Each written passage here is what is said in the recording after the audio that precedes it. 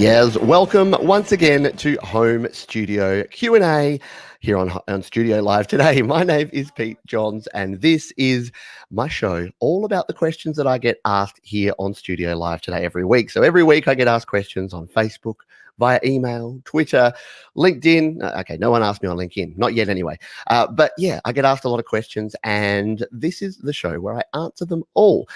So if it's your first time here, then consider subscribing. If you're watching live on YouTube, like some of the wonderful folks we have here are, then please drop your questions down in the chat. And if you're watching on the replay, that's cool too, because a lot of the questions I get for next week's episode will be from this week's set of questions. So you can also add your question to the comments, and I will definitely get back to it. Now, there's a few things that I wanted to talk about up front here, because it is the end of 2019. If you're watching on the replay or you're listening to the podcast, it's the end of 2019, and it's been an interesting year. I've got lots of questions, and I wanted to go through the 3 questions that I get asked the most. So what are the most common questions about home and mobile recording that I get? And I thought you might find this interesting. They're probably pretty predictable, but I'm going to go through these now. Now, the number one thing I get, the number one question I get when people reach out to me is troubleshooting their audio gear setup. So because most people that watch this channel or that are interested in this use a mobile device, then the number one question is, I'm trying to hook up my microphone, audio interface, MIDI keyboard to my iPhone or my iPad or even my Mac or my PC, and it's not working. What's going wrong? And unfortunately, troubleshooting this thing, there's a number of different things, but the main causes I break down into 3 different things. So if you're sitting there and you're having issues at the moment, you're troubleshooting, you have in the past, you've probably got this answer from me, which is that number one, non-genuine products are usually the culprit. And I know I've ranted on this before, so I'll keep it brief. But if you are connecting up devices to your Apple iPhone or iPad using a genuine Lightning to USB adapter from Apple is the most reliable and successful way to connect things. If you choose not to use one, then there is a high likelihood that it will either fail, or even if it does work, it will stop working over time, because every time Apple update their iOS, some of the older ones, the old non-genuine adapters, stop working. So people will say things like, I just updated to iOS 13 and my rig that's been working perfectly on iOS 10 or 11 suddenly stopped working. And I say, what adapter are you using? They say, something I bought on eBay in 2012. And I say, there's your problem. So that is number one piece of advice. And I can't tell you how many times people have come to me with those questions and I've said, buy one of these. I know, $35, not the greatest. Doesn't feel great to spend $35 on a piece of plastic. It solves 90% of the problems. The other issues that folks have is power. So if you don't have enough power to your device, an iPhone or an iPad is pretty poor at managing power. So my recommendation there is, again, if you have the genuine Lightning to USB 3 adapter, it has a Lightning socket. So you can actually power up your devices at the same time as you connect them via USB. That helps solve a lot of problems. The other solution is a powered USB hub. And I know the regulars on this channel are going, Pete, we've heard this. You've been saying this for the last 4 years.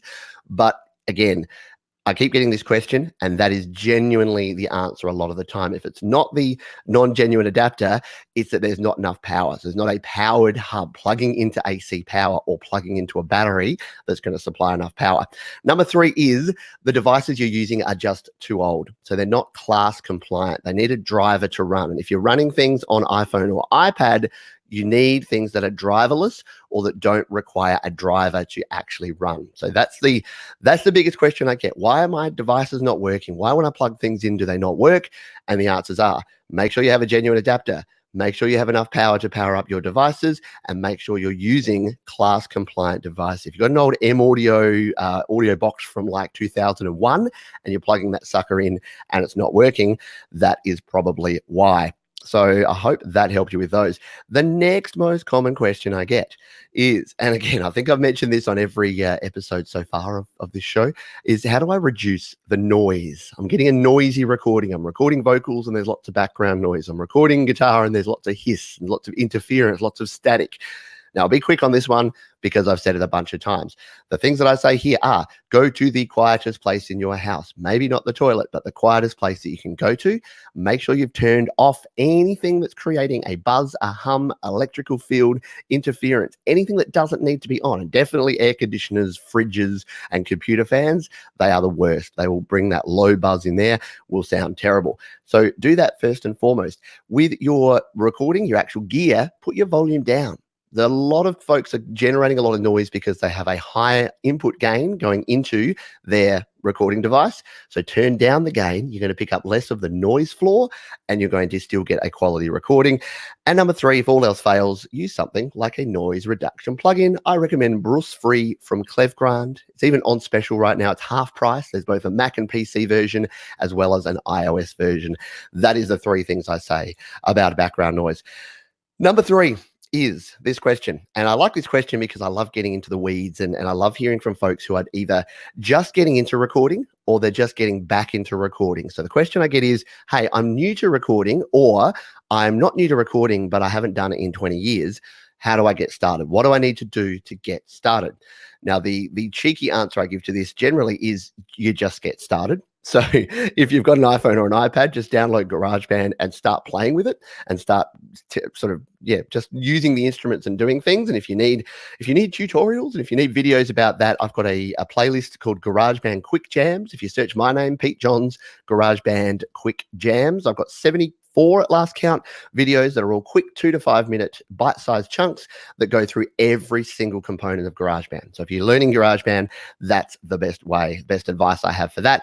In terms of the gear that you need, I've made it super simple, and I'm going to make it even easier in the next couple of weeks. I'm going to do another couple of videos that are like my complete setups, because I recommend a lot of gear and I say, oh, you could use this, or you could use that, or you could use this.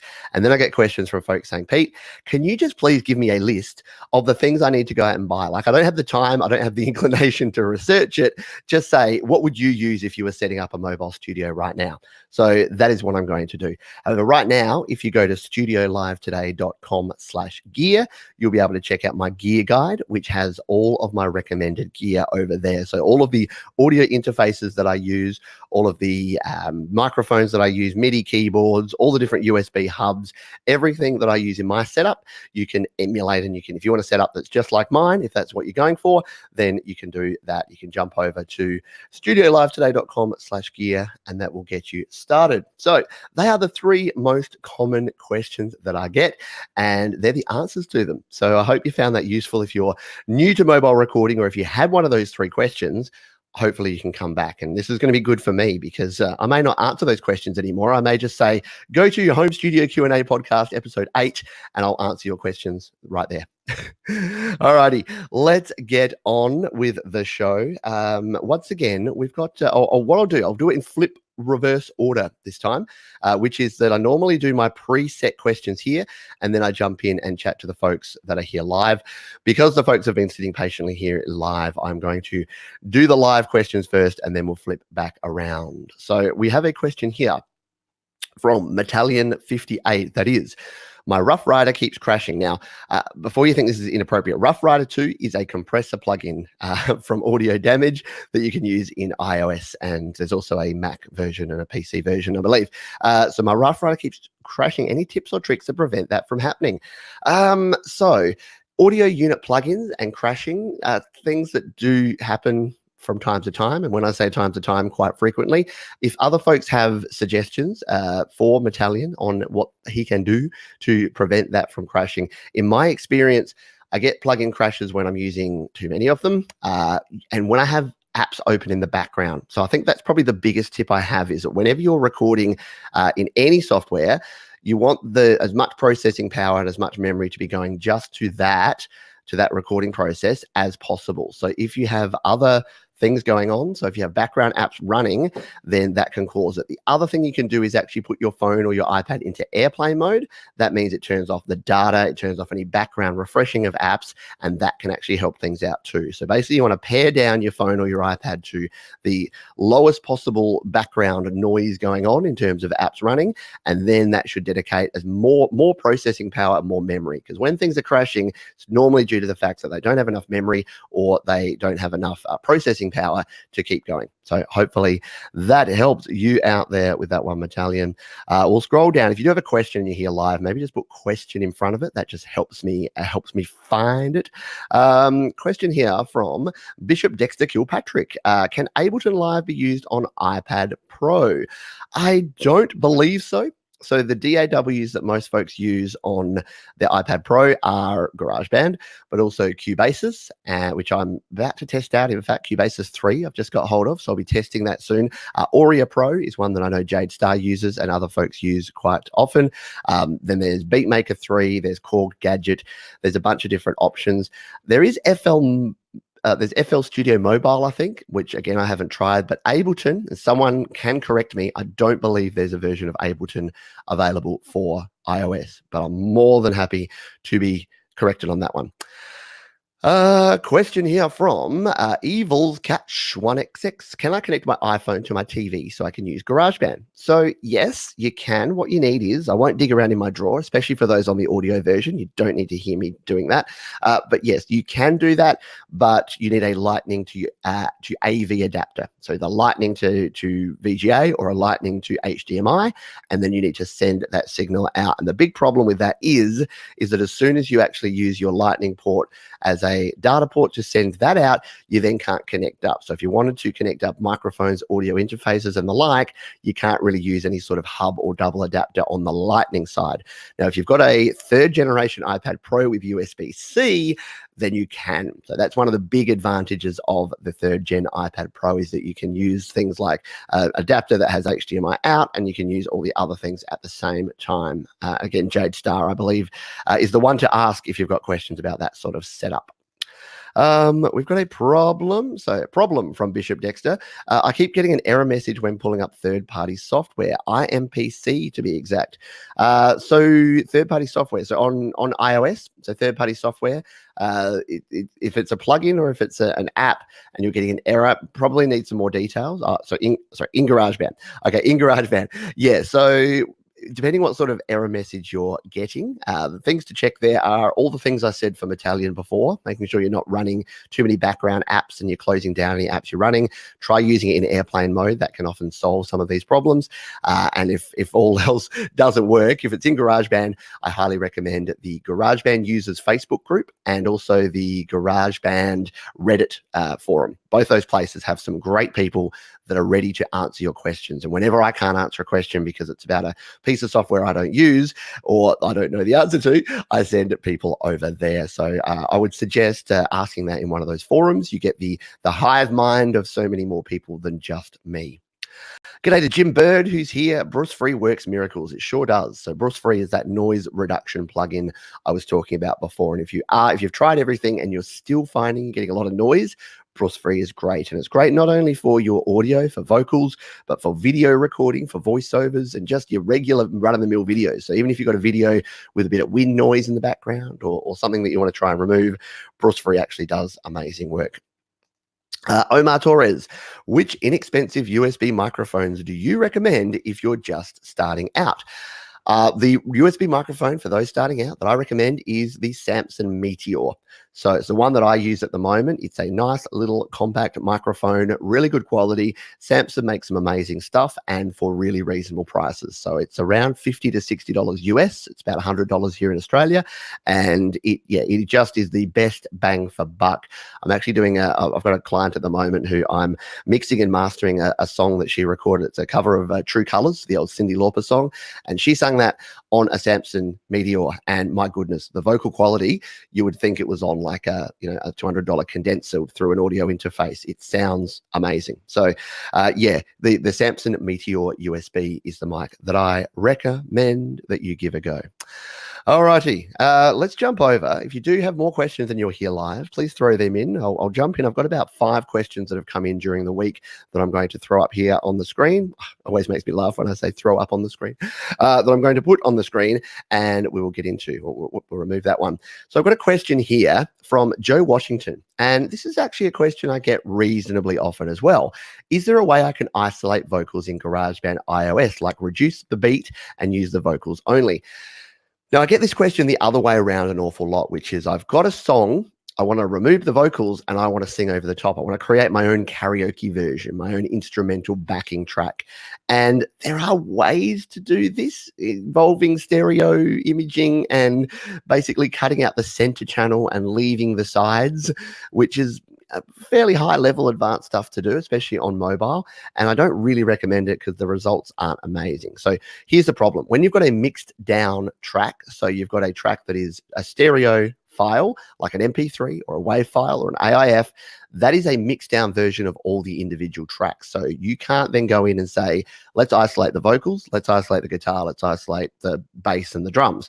So the only thing you can do is use one of two methods. You can either EQ, so you can find the frequencies that the vocal is sitting at and EQ out those frequencies. So let's say your vocals are sitting between about 600 and 2000 hertz.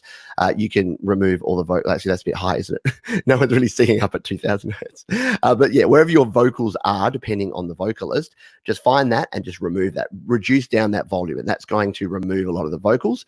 That's not great though, because you know what sits at the same sort of pitch as vocals?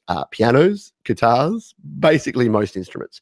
So you are going to then remove some of the instruments, but you may leave the high and the low and then just sort of replace the mid-range with your vocals. The other way is to use the stereo method, where you basically, you find a way to remove the center channel. You find everything on the left and the right, far sides, and you keep everything in the middle. Joe Gilder, in fact, if you search Joe Gilder remove vocals, he did a video on that method years ago, and I think it's had like 1 million views. It's a good video to check out if you want to learn about how to do that.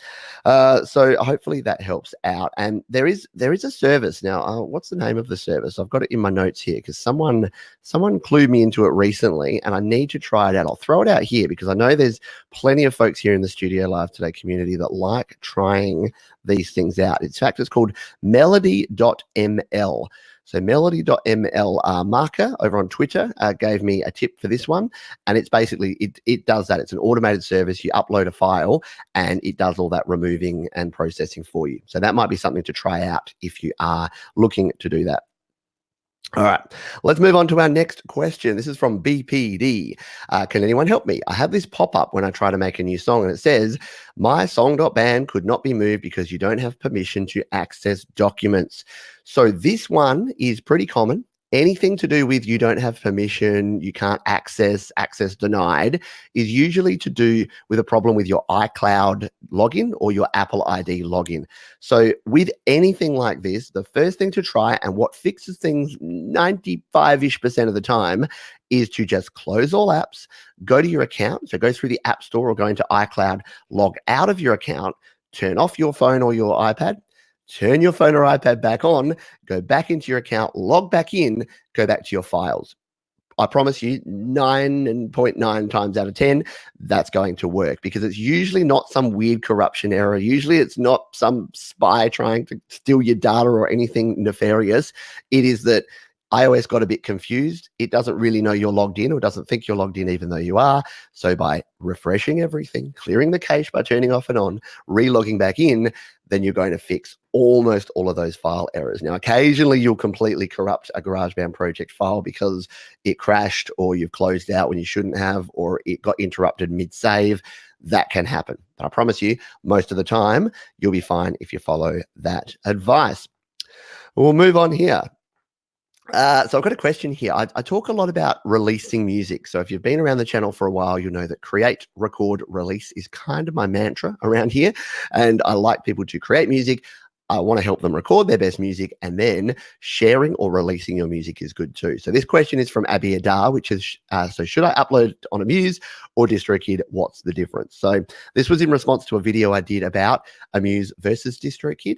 And if you're not sure what we're talking about at all here, these are music distribution services. So these are services that allow you to upload your songs, upload your EPs, your albums, upload your album artwork, and then they act on your behalf and distribute those to Spotify, Apple Music, iTunes, Google Play, Amazon, all of the different streaming and music purchasing platforms. They then collect the royalties and then they send them back to you, which is pretty cool. So I've been using DistroKid for about 4 years. They are $19.99 US per year.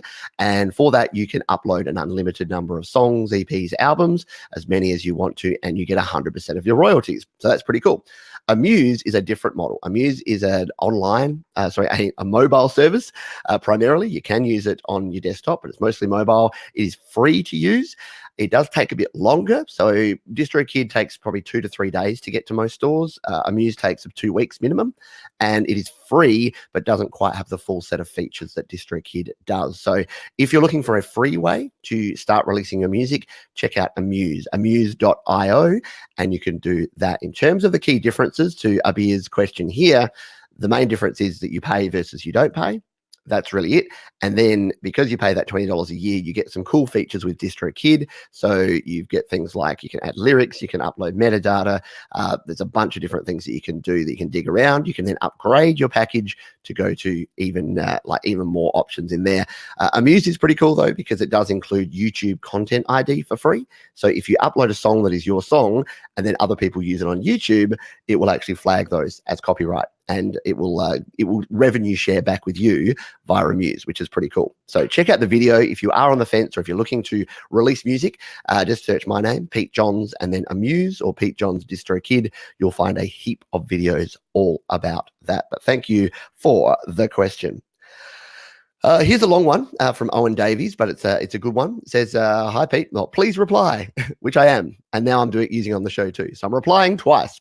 I've heard a few people experiencing problems with iOS 13. Your video, a video I did about iOS 13, was published in October, and the most recent update was in December. Could you please let me know if this still works with the newer update? Your video was helpful, and if this is still working, I will be buying the equipment used in your video. So yeah.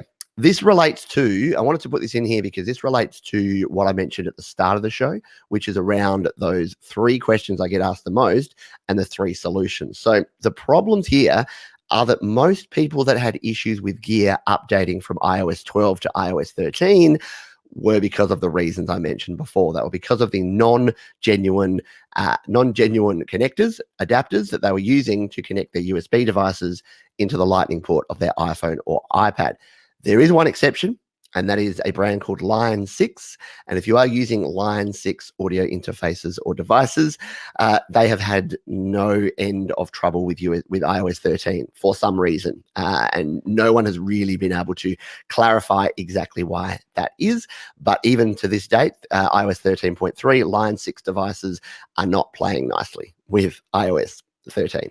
So keep that in mind if you have those devices. But for Behringer, Focusrite, M Audio, what else am I using here? Steinberg, iRig, all of those brands that are class compliant, those devices have all been working flawlessly in iOS 13. So I think you are 100% or at least 99% safe updating to iOS 13 if you are using those or planning to use those devices if you are in the market. Let me just check. I just jumped off to see how many more questions we have. I think we only have 3 more questions here, and then we might have a couple more live. So let's crack on with these ones. I'm going to have a quick drink of water because I'd normally get through half an hour, but today, there, you could hear the voice was starting to go. Let's jump back over to these questions. We have this question. I have an iPhone 6s Plus, but I still can't find it. So this is about GarageBand and iMovie. So GarageBand and iMovie were updated, and their latest versions only support iOS 13. And I did a video that actually shows folks that have iOS 12 how to go into the App Store. You basically go into the App Store, you go into your account, you go to your previous downloads, and you can find anything that you've downloaded before. And that's a good tip for anyone using an older device. If you want to re-download something you've already downloaded, you can do it that way. This person said they have an iPhone 6s Plus, but they still can't find it. So my response was, have you updated to iOS 13 yet? If not, you need to do that. The other thing that happens is sometimes when an app goes to update, you might have seen this before, it goes gray and it says downloading or requesting or something like that, and it just sits there forever. Nothing happens. Tip 1 for that is to turn off and back on. Sometimes that'll just clear things up and make it happy. If it doesn't, sometimes you need to remove that app. So hold down on the app till you get the squiggly wigglies, hit the X, completely remove it, go to the App Store, download it, and it should work again. I actually had that problem. I've got a new iPad Pro. Well, when I say new, I've got a secondhand iPad Pro that I've just picked up, and I had that problem with a bunch of apps. They were just sitting there doing nothing. I just deleted them, re-downloaded them, and they're good to go. So hopefully that'll help you out. Just make sure that you have iOS 13, and if you have an app that's stuck in limbo, delete it and get it back again. Tribute. How do we use key signature differently in the verse, chorus, bridges, etc.? So yeah, if my number one GarageBand question is probably along these lines, which is how do we change key signatures? How do we change tempos mid-song? How do we change the speed or the pitch of a sample or a loop? So these are things that I've already got videos on the key signature and the time signature stuff. So if you search Pete Johns key signatures, you'll probably find my multiple key signatures or multiple key signatures or time signatures. It's a bit difficult to do. Most of the time you need to basically grab two projects and smush them together if you want to change key or if you want to change time signature. It's not an ideal solution. GarageBand doesn't manage this super well. So I'll be doing some more of those sort of hack videos because folks seem to like those, just of how you can get GarageBand to do things for you that it perhaps wasn't really designed to do. So hopefully those will help our friend and anyone else out with that question. Got another one from Damo Taps here. Ever since I got iOS 13, my AU and WAV files and stuff have to be copied onto the track. And it takes forever to process. Do you know how to fix? Now, I wanted to throw this out here because I haven't had this problem before. So there is a problem in iOS 13 with files and with GarageBand, and that is the sharing function. So when you try to share as a WAV or an M4A, you have to use open in instead of save to files, because the save to files doesn't actually save a proper file. It saves a tiny little file that's not actually a file. So that's the first part of that. The second part is that I haven't come across this problem with importing. So I don't know what the issue is unless they're really large WAV files that it's having trouble getting in there. You may want to use an app called Audio Share to maybe trim and convert the files before you bring them into GarageBand. But yeah, if anyone else is having this problem, please let me know, because it wasn't one that I had come across personally in the past. So hopefully you can help out. That is the questions that we had there. We've got about 3 minutes left, so I'm going to jump over here and ask and see if we have any more questions from the folks here live. And I think I saw one here. So we've got a question here which is related to what we we're just talking about. So Bishop Dexter Kilpatrick, how do you change the tempo in GarageBand that was recorded live audio? Yeah, so this is one that I'm working on at the moment. So there's a few different apps. There's one that Marcus Manderson suggested, which is called Audio Stretch, I believe, which you can import the audio into there. And then if you wanted to change the pitch or change the tempo, you could actually adjust it that way. There's an app that Jade Starr recommends called EG Pulse, which I'm just trying out. It's actually like a drum sample app, but you can import samples in there and then you can change the pitch and you can change the length. And there's also an application called WavePad, which is a free audio editor, although there are upgraded versions.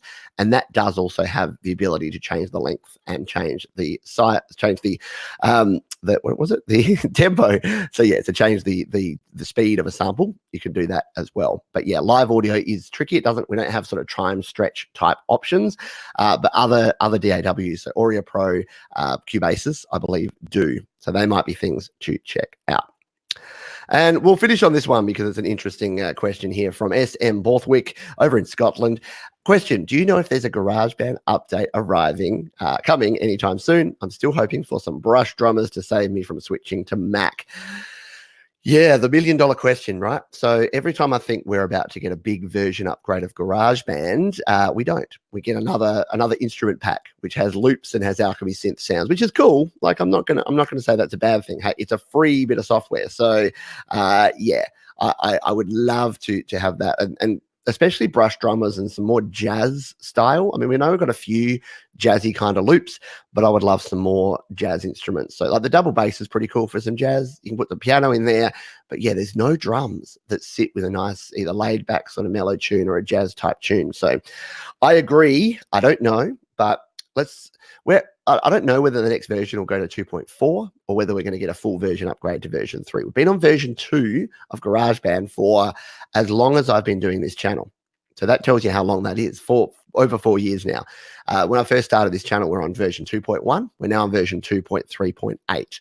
So yeah, but we went from version 1 to version 2. That took quite a long time as well. So I don't know what the appetite is there for Apple, or whether what some people are speculating is that we'll get, like, because we've now got iPad Pros, we've got all this hardware, we'll get like a Logic Lite. So we'll get a version of Logic that they can sell for like $30 to compete with the Cubase's and the Aureas of the world as more of a pro kind of recording option. I don't know. Interesting to speculate on, isn't it? All righty. Thank you, everyone, for being here. If you enjoyed this, if you got some value, if I answered some of your questions, or you just like listening in and learning things that other people are asking, if you hit the like button, that just tells me that you had a good time and that you want me to continue doing these every week. Don't forget, you can check the description down below. Go over to studiolivetoday.com for all of your needs there. You can join the mailing list, and you can also check out the podcast version, which is slowly making its way. It's on Spotify now. It's on Pocket Cast. It's on a few places, not on Apple Podcasts yet, which is the one place 8 episodes in that you'd think that I should probably have it. So still waiting on that. But thank you, everyone, for being here today. Until next episode, I'll see you next time.